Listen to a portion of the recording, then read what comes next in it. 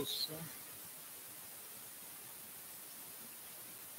Le sujet que j'ai proposé, c'est notre frère Christian, ce serait « Nous sommes enfants de Dieu ». Et puis on va juste prendre le temps de comprendre comment on peut s'encourager. Comment on peut s'encourager entre nous en tant qu'enfants de Dieu, de réaliser finalement l'attitude que Dieu veut qu'on aille face à lui. Okay? Donc, un des passages les plus faciles dans l'épître, la première lettre de Jean, Jean nous rappelle au chapitre 2, verset 29, « Et maintenant, petits enfants, demeurez en lui, afin que lorsqu'il paraîtra, nous ayons l'assurance et qu'à son avènement, nous ne soyons pas confus et éloignés de lui. Si vous savez qu'il est juste, reconnaissez que quiconque pratique la justice est né de lui. Voyez quel amour le Père nous a témoigné pour que nous soyons appelés enfants de Dieu. Et nous le sommes. Et si le monde ne nous connaît pas, c'est qu'il ne le connaît pas. » Donc, c'est quand même, si on s'arrête un peu pour réfléchir à cet aspect, Dieu, le Créateur de tout l'univers, celui qui a même été à l'origine de la création de la matière et qui a été aussi celui qui a rendu de la matière vivante. C'est quand même un phénomène. Ce Créateur, comme on a chanté, finalement, il est toujours Créateur, il a créé en nous des cœurs nouveaux, et on est une nouvelle création maintenant. C'est sûr qu'on a encore notre vieille nature avec nous, et tant qu'on est dans ce corps, l'apôtre Paul nous rappelle qu'on vit l'impression d'être loin du Seigneur. Mais lui, il est très proche de nous, il est en nous.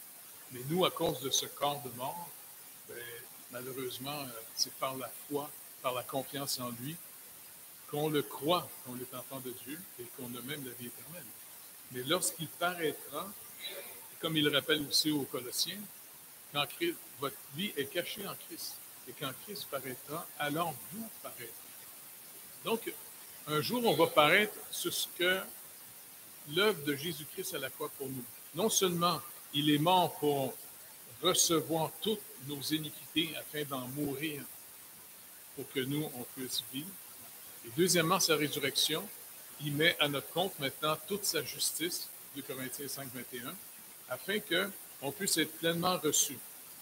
Et puis, comme on a parlé André un petit peu, quand Christ est mort, il y a un phénomène visuel qui est arrivé pour nous rappeler. Rappelez-vous, tout l'Ancien Testament, c'est extrêmement visuel de l'œuvre de Jésus-Christ.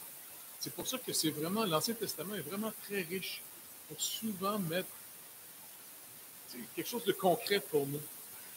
Parce que c'est vrai que quand Paul va parler de l'Évangile, il n'en parle pas comme les 4 évangélistes, de manière narrative, mais de manière théologique. Mais l'Ancien Testament est l'image. L'image qui trop souvent nous échappe. Donc, on est des enfants de Dieu. Maintenant, qu'est-ce qui est typique des enfants à Noël? Est-ce qu'ils sont gênés de recevoir des cadeaux? Sont-ils capables d'en savoir 1, 2, 3, 4? Ils n'ont aucune capacité pour dire « Ah, arrêtez, j'en peux plus. » C'est ça la caractéristique la plus fantastique des enfants. C'est qu'ils sont à un état d'âge où ils vivent dans une atmosphère de grâce. Parce qu'un enfant qui est aimé de son père et de sa mère, des bons parents rassurent les enfants. Dans le sens que jamais les enfants vont dire « Papa, je n'ose pas manger ce soir, je t'ai vu aller travailler, tu reviens très fatigué, je ne veux pas abuser de toi. » Non, ils sont capables de se pendre après la porte du frigidaire. Il n'y a rien à manger ici. Donc, le Seigneur veut qu'on puisse s'entretenir, et c'est pour ça qu'il nous est dit de se considérer comme des frères et sœurs. On est de la nouvelle création. On est des frères et sœurs d'un seul Père, Dieu le Créateur. Et en plus, il a fait de nous les héritiers avec son Fils unique. C'est quand même fascinant. Puis même notre imagination n'arrivera même pas à tout réaliser ce que ça veut dire, qu'on est devenu des héritiers de Dieu. Et en plus, on a reçu de lui le don de la vie éternelle. Un seul possède la vie éternelle, c'est la vie de Dieu. C'est pour ça que je vous dis, c'est tellement au-delà de la capacité qu'on peut comprendre. Parce que pour nous, la vie éternelle, c'est juste comme notre vie tout le temps, tout le temps, tout le temps. C'est plus riche que ça encore. C'est une autre sorte de vie que Dieu seul possède. Et quand vous pensez, Dieu a toujours existé. Mais souvent, quand je parle, tu sais, je me promène des fois le soir chez nous, tu sais, je parle au Seigneur, je sais. Ça me fait peur de penser que tu as toujours existé. Tu nous as-tu créé parce que tu t'ennuyais, non? Tu sais, il nous a fait participer par sa création. Il savait très bien, finalement, que l'alliance était pour être brisée, là, tu sais, sans rentrer dans tous les détails de tout ça. Là. Parce que Christ était déjà dans le plan du Père, immolé. Et il a accepté par amour pour Père et aussi par amour pour nous de s'incarner et de payer notre dette afin que tout le peuple, tous ceux que Dieu s'est choisis. Parce qu'oubliez pas, il faut se rappeler que toute la planète, tous les individus, je sais que c'est dur à... Parce que, je vous dis, notre défi à marcher avec le Seigneur, c'est toujours notre justice propre. On est tous condamnés. L'apôtre Paul nous le rappelle dans une de ses lettres. Dieu a tout mis sous la condamnation, afin que toute la nouvelle création ne soit que participant par pure grâce. On n'est pas là parce qu'on mérite, et puis c'est le danger. C'est pour ça qu'il dit Dieu résiste les orgueilleux, mais fait grâce aux humbles. On ne peut pas être arrogant face même à ceux qui ne veulent rien savoir du Seigneur. On devrait même être brisé. Parce que quand on les écoute, quand on les voit, on devrait se rappeler que ça, c'est nous, si Dieu ne nous avait pas ouvert les yeux, appelé de la mort à la vie, s'il ne nous avait pas arraché du présentiel comme il ne faut pas sous-estimer la puissance démoniaque dans les lieux célestes, d'égarer les populations. C'est pour ça qu'on doit vraiment continuer à garder une compassion, une intercession pour notre pays. Parce que notre pays s'est enlisé dans une propagande anti-chrétienne. Et les gens qui veulent passer pour intelligents, eh bien, ils vont toujours dire qu'ils ne sont pas athées, ils ne sont pas croyants. Et si quelqu'un ose affirmer qu'il croit en Jésus-Christ, c'est un défi aujourd'hui. Je pense pour quasiment quelqu'un qui aurait besoin de pilule. Mais c'est pour ça que le Seigneur veut qu'entre nous, entre frères et sœurs, on se rappelle cette vérité et puis surtout se nourrir des Écritures pour qu'il puisse toujours nous montrer comment un enfant vit chez lui. Parce qu'on est finalement des enfants de Dieu. Dieu nous appelle ses enfants. Et même, la parole nous rappelle que les anges nous considèrent comme des enfants de Dieu. Et on ne s'en rend peut-être pas compte, mais on est même souvent protégé par eux face à des puissances démoniaques. Et donc, je pense qu'entre nous autres, il faut vraiment dire, OK, Père, regarde, je ne vais pas essayer de me raconter des histoires, mais je vais te poser des questions. Je m'attends à toi. Comme un petit enfant. Par exemple, un enfant, là, pourquoi vous parlez?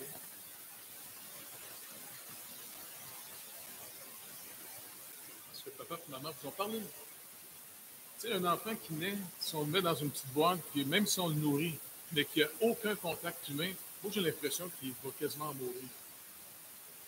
Pas de relation humaine. Et puis, comment tu veux apprendre à parler si jamais personne ne te parle? Donc, c'est vraiment de rappeler au Seigneur, continue à me parler parce que tu veux qu'on vive par la foi. Et la foi, ce n'est pas nous qui essayons de se faire accroire. Ce n'est pas de l'autosuggestion. La foi vient, elle vient de ce qu'on entend. Ce qu'on entend vient de ta parole, Christ, notre grand frère. Et c'est comme ça que le langage spirituel se développe en nous en recevant la parole de Dieu et puis en mêlant la foi à ce qu'on entend. Et c'est vraiment important. Sinon, il y a un danger de vivre comme une forme de religion qui est de se raconter des histoires. C'est très dangereux, ça. Et donc, un enfant, ça demande plein de choses à ses parents, sans problème. Et c'est normal, parce qu'un enfant ne possède rien par lui-même. Donc, tout ce qu'il possède, la maison où il habite, la nourriture qu'il mange, les voyages qu'il fait, tout est le résultat de ce que c'est tes parents. Et aimer tes parents, ils t'amènent avec toi. Tu vis de tes parents. Et donc, nous, ici, on vit de nos parents. Et puis, comme on a déjà parlé, le Seigneur nous a sauvés par pure grâce, pas vrai? Il ne nous a pas sauvés parce qu'on a fait des œuvres. Les œuvres sont des manifestations de notre foi et nos œuvres ne sont pas méritoires pour notre salut, pour garder notre salut. Ils sont simplement la manifestation de ce qu'on croit. OK? Ça, c'est très important pour nous autres. Maintenant, on a été sauvés, et la plus belle illustration, comme on l'a vu, quand les Juifs ont été sauvés d'Égypte, ils ont été sauvés par pure grâce et par la foi seulement. Parce que finalement, est-ce que vous pensez qu'ils avaient une religion, les Juifs, 400 ans plus tard? Moi, je suis sûr qu'ils étaient plus égyptiens que les Égyptiens. Parce que finalement, ils ont dû admirer ce peuple d'architectes extrêmement organisés, très prospères, très riches, très éduqués. Ça faisait partie d'une des grandes puissances de l'époque. Inévitablement, on admire toujours les meilleurs que nous autres en pensant que. Puis, je suis sûr qu'ils ont peut-être gardé finalement la promesse qu'ils ont entendue, qui se répétait de génération en génération, qui a été répétée à Abraham. Mais, honnêtement, quand on lit les psaumes, tu sais, quand le peuple est sorti, le Seigneur leur rappelle, vous êtes sortis avec les idoles d'Égypte. Et puis, vous vous rappelez, même quand ils ont voulu avoir une vraie image de Dieu, c'est qu'ils ont dit à Aaron, fais-nous une grosse vache. Le Seigneur n'a pas apprécié ça de se faire, c'est pas une vache. Et puis, finalement, il ne faut pas sous-estimer que nous aussi, on a été sauvés par pure grâce, mais attention, il nous a sortis d'Égypte, il nous a sortis du Pharaon, du prince de ce monde, c'est vrai. Mais on n'est pas nécessairement, on peut sortir du pays, mais ne sort pas d'Égypte du camp si facilement que ça. C'est ça qui est le plus lourd. Et puis, c'est pour ça qu'on peut demander au Seigneur, en disant, vu que tu nous as rachetés et même tu nous as adoptés, bien, Seigneur, écoute, je dépends de toi pour comprendre. Parce que j'ai beau lire la parole, puis c'est très bien, puis tu sais, on peut aller dans des dictionnaires, puis dans la systématique, tout ça, il n'y a pas de problème, tu sais, pour mieux comprendre intellectuellement. Mais est-ce que le Saint-Esprit a illuminé notre entendement pour nous sortir des ténèbres? Il faut le demander. Ayez pas peur de vos besoins, ayez pas peur de vos questions. Comme un enfant, demandez, demandez, demandez. Après ça, sachez que votre Père vous écoute toujours. Et s'il dit oui, ben c'est dans sa sagesse, oui, il va nous donner. S'il nous dit non, dites OK. Si tu me dis non, c'est sûrement pour m'amener à comprendre d'autres choses. Donc, notre confiance dans notre Père est fondamentale pour qu'on puisse se développer de plus en plus. Car on ne s'élève pas nous-mêmes. Est-ce qu'il y en a qui ont eu des enfants de ça? Est-ce que vos enfants sont élevés de ça? Oui, peut-être. Tu sais, à 6 mois, là, tu sais, oh non, je ne réveillerai pas ma mère, tu sais, je vais attendre demain matin pour prendre le verre. Alors, dès qu'ils ont faim. Et puis, finalement, on leur a appris tout du procédant, s'habiller, marcher. Tu sais, nos enfants, ils dépendent totalement de nous pour se développer. Et nous, c'est la même chose. Si Dieu dit, voici notre Père, il nous appelle ses enfants. Donc, n'ayez pas peur de... Je ne sais pas comment dire ça, tu sais. N'ayons pas peur de nos problèmes, de nos faiblesses, de nos défis. c'est au contraire un rendez-vous divin avec le Père. Le danger, c'est de retourner à nos anciennes idoles pour ne pas avoir besoin de Dieu. Et c'est là que finalement, on ne se développera pas. Et on est des êtres humains toujours à l'image de ce que nous adorons. Il faut faire très attention. Tu sais, on a tous reçu l'esprit de notre famille, c'est normal. Et puis même quand on se marie, il y a une transformation, c'est vrai. Ceux qui ne sont pas mariés encore, vous allez voir que vous allez vous marier. Parce qu'on est deux autres individus, et puis l'image qu'on a de nous vient de la relation qu'on a eue avec les autres. Moi, quand j'ai rencontré ma femme, la première fois, je la trouvais trop belle. Je me disais, ah non, c'est une autre catégorie, c'est pas une catégorie. Mais, en tout cas, merci d'avoir voulu sortir avec moi, parce que même, à un moment donné, tu te rappelles, on était chez mes parents, puis à un moment donné, tu te dis, non, peux-tu attirer un peu vers moi? J'étais trop gêné pour vouloir sortir avec toi. Je ne savais pas comment on disait, comment on faisait ça. Et puis je dis, oui, je te dis, pas d'être tantôt. C'est là, OK, on sort-tu ensemble? Tu te rappelles? Mais moi, j'étais gêné parce que toi, finalement, tu étais un universitaire. Et moi, je suis un gars de rue. Moi, je me battais plus, là. Je suis rendu chrétien. Tu sais, il faut bénir ceux qui nous font du tort. Et quand on impose les mains, il faut que ça soit pour bénir quelqu'un, pas pour. Anyway, mais en sortant ensemble, ça a été un nouveau reflet. Je ne sais pas pour toi, mais en tout cas pour moi, ça a structuré ma vie. Ça m'a appris à faire le mélange dans la maison. Parce que tu y tiens. Et puis en même temps, tu m'as poussé à l'étudier. Tu te rappelles? Ah non, Jeff, il faudrait que tu appelles le grec. Je vous ai juste avec le français. Mais tu étais à côté de moi, tu m'as donné vraiment un coup de main. Hein? Et puis, je vous dis, nos relations là, nous influencent beaucoup plus qu'on peut penser. Et c'est pour ça que Paul nous met en garde contre de couper certaines relations. Vous vous rappelez dans 1 Corinthiens chapitre 5, quand il dit, si quelqu'un se nomme en frère, mais qui vit vraiment dans une vie de désordre, dangereuse, d'impudicité, toutes sortes de choses mal, là, et s'il ne veut pas se repentir, couper la relation, mangez même pas avec cette personne-là. Parce qu'il ne faut pas sous-estimer l'influence qu'on peut avoir par les relations qu'on a avec les gens. Et c'est pour ça que même les proverbes nous disent, si tu veux devenir sage, tiens-toi avec des sages. Moi, je pense que c'est vraiment important. Notre communion fraternelle, c'est beaucoup plus important qu'on peut penser. Et c'est pour ça que la pandémie, ça ne nous a pas aidé trop, là, tu sais. Puis les gens ont des relations humaines par l'écran. Ça fait un petit peu ping, ping, ping. Ça clique pas. Et puis, ça nous fait plus vivre dans l'imaginaire que dans la réalité. Donc, je vous dis, notre communion fraternelle ensemble, en tant que frères et sœurs, parce qu'on a tous le même esprit. Et non seulement on a tous le même esprit que le Saint-Esprit, mais en plus, on a le même esprit de Christ. Tu sais, dans la parole, encore une fois, c'est toute l'image de la création.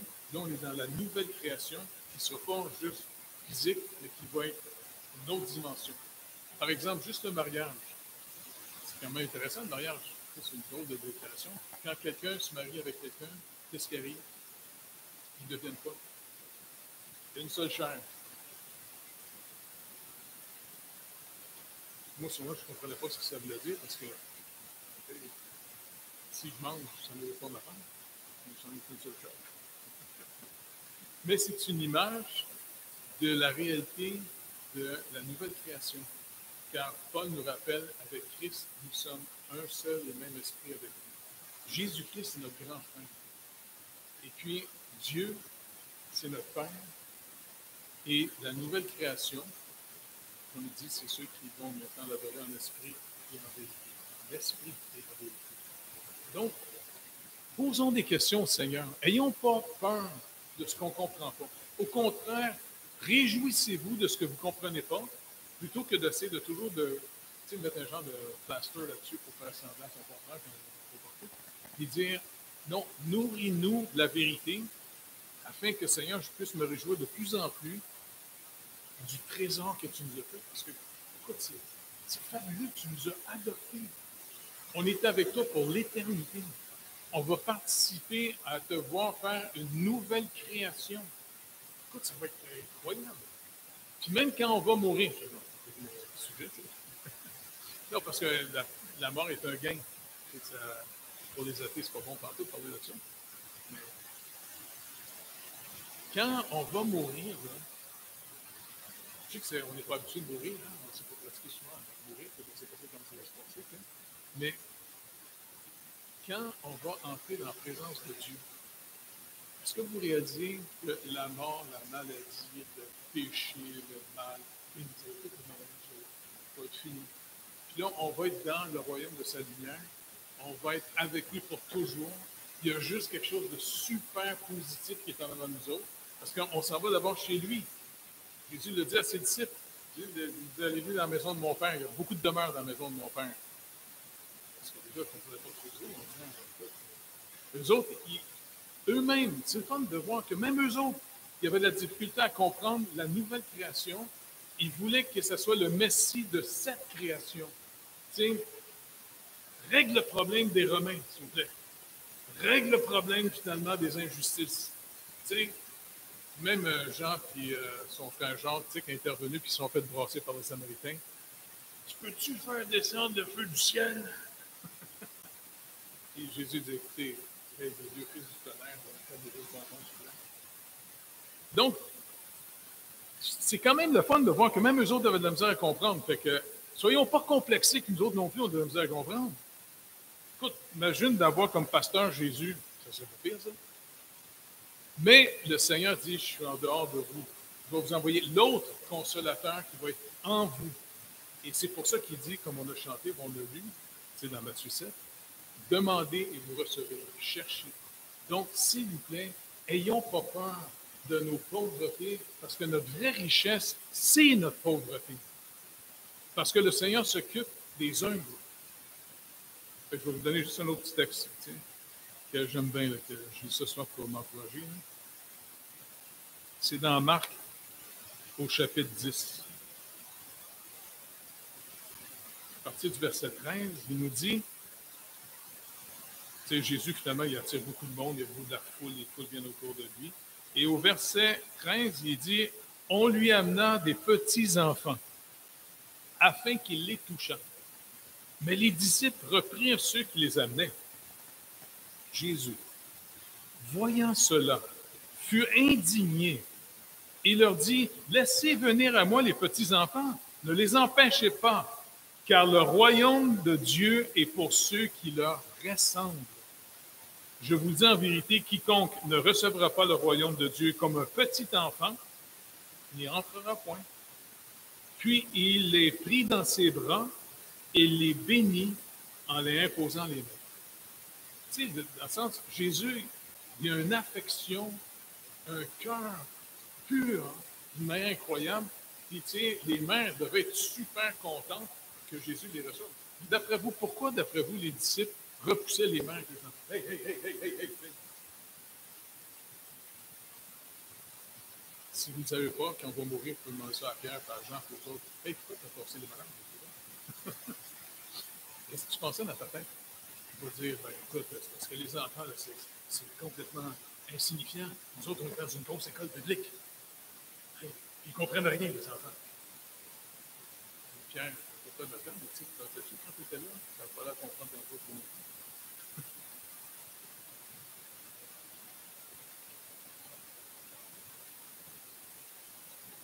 Ben oui, les enfants étaient considérés comme quelque chose d'insignifiant.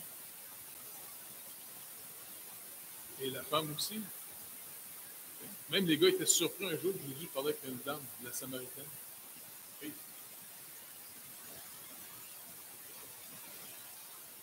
Et puis finalement, il leur dit quelque chose de très important. Ceux qui veulent recevoir le royaume de Dieu, le seul moyen de recevoir tout ce que Dieu va faire, vous devez le recevoir comme des petits-enfants. Pas des enfants qui comprennent tout, des petits poutres. Ils ne comprennent rien. Moi, je suis sûr que quand Jésus les regardait en souriant, ça devait être rassurant pour les petits-enfants. Ils devaient sourire. C'est vrai? Avec leurs petits yeux qui étaient... Et puis, finalement, les gars ont gardé une autre histoire tout de suite après pour nous faire comprendre où Jésus veut les enseigner. Parce que la leçon la plus dure pour nous autres, parce qu'oubliez pas, on est dans un monde où il faut que tu sois performant pour être reçu et accepté. C'est facile d'être rejeté, pas vrai? Un trop d'erreurs, des faiblesses, pas assez d'argent. On est dans un monde là, qui vit énormément sur qu'est-ce que tu vaux. T'sais? Puis faites attention parce que moi, ça me fait de la peine de voir où on s'en va. Nos gouvernements sont en train d'être carrément à genoux devant la secte des athées. Et puis la secte des athées est en train de montrer au gouvernement quand tu vas séduire les gens au nom d'une fausse compassion. On encourage les gens au nom de l'athéisme de se faire tuer. L'athéisme, dans le sens de l'euthanasie. Et savez-vous pourquoi? Les gens vont toujours dire non, c'est parce qu'on a compassion des gens. Tout ça, il y a une autre motivation derrière ça. Devinez laquelle? Le gros, plein de boulamites, mammon. Signe de pièce, exactement. Moi, j'avais des amis, un de mes frères qui est mort, le Gaétan, là, et puis à l'époque, on était médecin, il me disait écoute, ça fait au moins une trentaine d'années. Je vois venir tranquillement au loin. Là. Un jour, je pense qu'ils vont mettre de l'avant l'euthanasie. C'est les nazis qui faisaient ça, non? Non, tu vois, je veux dire, on est tellement niaiseux dans la population qu'ils savent comment le dire et puis ils vont envelopper les gens là-dedans. Et tu vas voir les budgets pour les soins palliatifs vont se mettre à baisser de plus en plus. Et on va encourager par des téléromans, par toutes sortes de choses, à dire non, non, gars, si tu veux arrêter de souffrir, on te donne une piqûre, c'est fini. Parce que là, on essaie de faire croire aux gens qu'on est juste des animaux, que quand tu meurs, tout est fini. Et moi, j'aime mieux crier au Seigneur Jésus-Christ qui est le Créateur. C'est pas fini, c'est pas fini. Et il a mis même dans le cœur de tout le monde la pensée de l'éternité. Il a mis dans le cœur de tout le monde, un athée comme un croyant, tous les êtres humains. C'est pas pour rien qu'en tant qu'être humain, on flippe tout d'un coup devant la mort. On n'est pas confortable devant ça. Parce que finalement, il y a la pensée de l'éternité. Et puis, vous allez voir de plus en plus, on va favoriser l'euthanasie. On favorise aussi énormément. La mort devient comme une solution économiquement pratique. C'est pas juste pour les vieux, pas juste pour les malades, même pour les petits-enfants, les petits bébés. Là, ils veulent passer une nouvelle loi. Les enfants qui vont naître infirmes avec des maladies, ils vont les euthanasier. Écoute, il n'y a pas tellement longtemps, c'est Hitler qui avait mis ça de l'avant en disant on ne va pas mettre de l'argent sur des gens qui ne sont pas récupérables. Tu sais, c'est mettre de l'argent sur rien. On disait non, on va plutôt bâtir des belles familles, des bonnes familles. On va mettre de l'argent sur des gens en santé. Et c'est comme ça qu'ils ont éliminé énormément de gens malades mentales, des gens avec des gros défauts, des infirmités. Tu sais, comment? Non, c'est ça. Même si tu t'en vas à l'hôpital, ils vont dire hey, avez-vous le juge dernièrement qui a dit OK, je ne te condamne pas parce que je ne veux pas que tu perdes ta job à cause d'un abus sexuel qui est fait sur une femme? Il ne faut pas qu'il perde sa job. Est-ce que peut-être quand vous allez arriver à l'hôpital un moment donné, ils vont dire qu'est-ce que tu fais tout dans la vie? Si vous avez fait une petite jobette, tu l'as fait? Non, vous savez, on s'en va dans un monde pas reposant. Et c'est pour ça que ma prière en ce moment, ma supplication, puis dans l'Église, on a commencé une semaine c'est de développer de l'intercession collectivement, sans forcer personne, mais tout le matin, un groupe se retrouve, l'après-midi, un autre le soir. on intercède pour une seule chose, un réveil. Pas juste une église qui grossit, un réveil, un vrai réveil. Puis on dit au Seigneur, commence à nous réveiller nous autres d'abord. Tu sais. Parce que, tu sais, on marche avec toute la route. Le chrétien, tu nous réveilles. Afin que toutes ces réalités soient plus vraies que ce que tout le divertissement qu'il y a dans le monde crie autour de nous autres sans arrêt, comme étant finalement une attraction qui nous fait perdre du temps, qui nous fait perdre même de l'affection pour toi. Fait qu'un coup que Jésus, finalement, il a brassé un peu ses disciples en disant non, laissez venir à moi les petits-enfants. Et là, les mamans étaient contentes. Tu sais, je veux dire,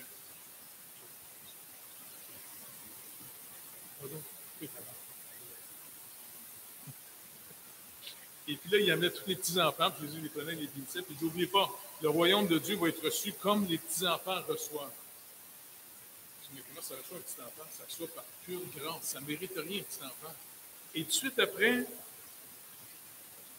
comme Jésus se mettait en chemin, après avoir posé les deux enfants, un homme accourut, se jetant à genoux devant lui. Bon maître, lui demanda-t-il, que dois-je faire pour hériter la vie éternelle? Je dis, pourquoi m'appelles-tu bon? Il n'y a de bon que Dieu seul. Tu connais les commandements. Tu ne commettras pas d'adultère, tu ne tueras point, tu ne déroberas point, tu ne diras point de faux témoignages, tu ne feras pas de tort à personne, honore ton père et ta mère. Il lui répondit, Maître, j'ai observé toutes ces choses dès ma jeunesse. Jésus, l'ayant regardé, l'aima. Oui, ce n'était pas une hypocrite, c'est vrai. Et il lui dit, OK, il te manque une chose.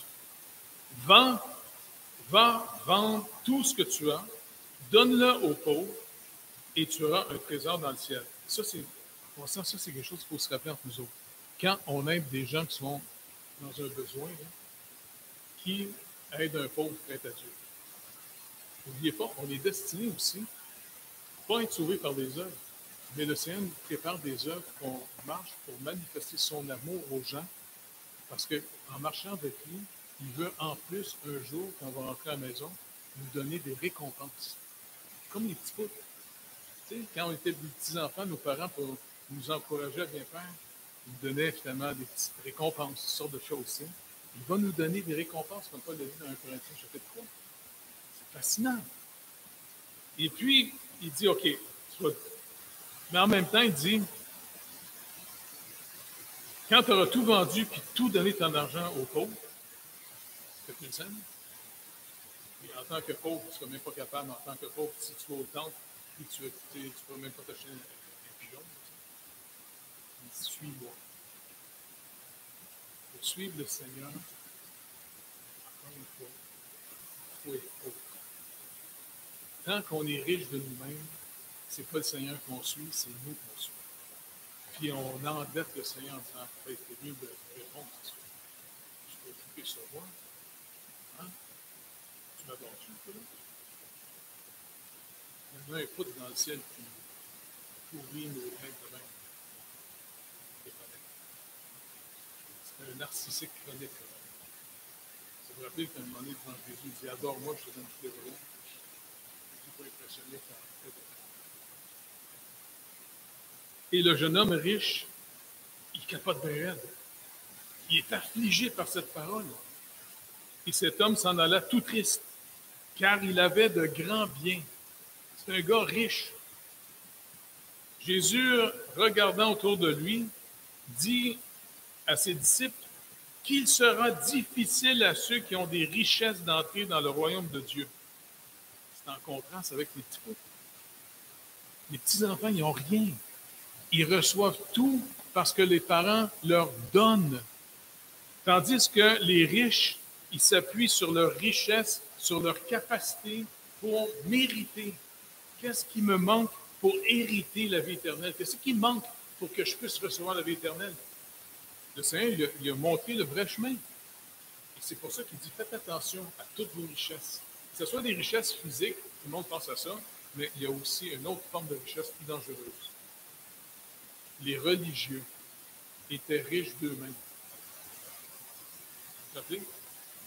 l'apôtre Paul a été un défenseur de la grâce de Dieu plus que les mêmes autres apôtres, à cause du contraste qu'il y a eu dans sa vie. Parce qu'avant que le Seigneur l'arrête et le brise, ce gars-là était tellement rempli de lui-même, tellement en contrôle de sa personne, une discipline extrêmement forte qui était devenue un méprisant des faibles. Parce qu'il se considérait, il se donnait le droit d'être un juge des autres. Et puis il travaillait à l'époque comme un inquisiteur. Il se promenait à tous les Juifs qui se tournaient vers le Seigneur Jésus-Christ par urgence, par besoin. Quand il les trouvait, il les faisait mettre en prison. Il a même participé finalement au meurtre d'Étienne, jusqu'à ce que le Seigneur l'arrête. Et c'est pour ça que moi, je trouve fascinant l'apôtre Paul, parce que lui-même n'a pas arrêté de dire aux églises, j'étais un homme, il était plus, j'étais un homme violent. D'où venait sa violence? Il venait de sa justice propre, de sa richesse. Moi, je suis capable de marcher avec Dieu. Il n'y a personne qui est capable de marcher avec Dieu. C'est pour ça que je lui ai dit, non, le Seigneur dit, c'est impossible aux hommes, mais c'est pas impossible à Dieu. Donc, c'est pour ça qu'ensemble, l'humilité, c'est notre plus grand trésor. L'humilité, c'est pas, comment je peux dire, c'est pas s'humilier soi-même. Parce que si on travaille à s'humilier soi-même, on va devenir fier dans notre humilité. C'est pas bon, ça.